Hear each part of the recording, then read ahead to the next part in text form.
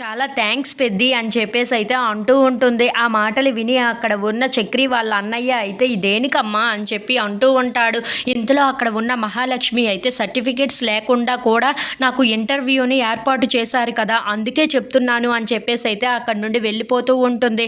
ఇంతలో అక్కడ ఉన్న చక్రి వాళ్ళ అన్నయ్య చక్రి దగ్గరికి వచ్చి తన చెవి మెలిపెట్టి మరి, రే నేను చూశాను అని ఇంటర్వ్యూ కోసం, నేను ఏర్పాటు చేశాను అని ఇంటర్వ్యూ కోసం తనకి తెలిసేలాగా నువ్వే చేశావు కదరా, అలాగే అది చూసింది కూడా నేను కాదు కదా, నువ్వు కదా, మరి నా పేరు ఎందుకురా ఇలా బయటికి తీసుకొని వచ్చావు అని చెప్పేసి అయితే అంటూ ఉంటాడు. ఆ మాటలు విని అక్కడ ఉన్న చక్రి అంటే నువ్వంటే తనకి చాలా ఇష్టం, నీ మీద చాలా గౌరవం కూడా ఉంది, అందుకే నువ్వే ఇదంతా చేశావు అని అంటే తనకి ఇంకా సంతోషంగా ఉంటుంది.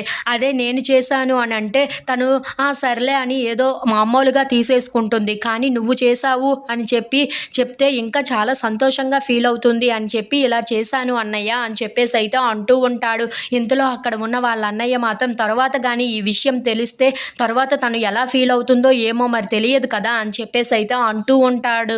ఆ మాటలు విని అక్కడ ఉన్న చక్రి అయితే తర్వాత సంగతి తర్వాత చూసుకుందాంలే అన్నయ్య అని చెప్పేసి అయితే వాళ్ళిద్దరూ మాట్లాడుకుంటూ ఉంటారు. ఇంతలో మహాలక్ష్మి అక్కడికి వచ్చి వాళ్ళిద్దరు మాటలు విని ఒక్కసారిగా షాక్ అయిపోతూ ఉంటుంది. ఇంతలో అక్కడ ఉన్న చక్రి అలాగే వాళ్ళ అన్నయ్య వాళ్ళు అయితే మహాలక్ష్మి ఈ మాటలన్నీ వినేసిందా ఏంటా అని చెప్పేసి అయితే అనుకుంటూ చాలా భయపడిపోతూ అయితే అలా మహాలక్ష్మి వైపు చూస్తూ ఉండిపోతారు.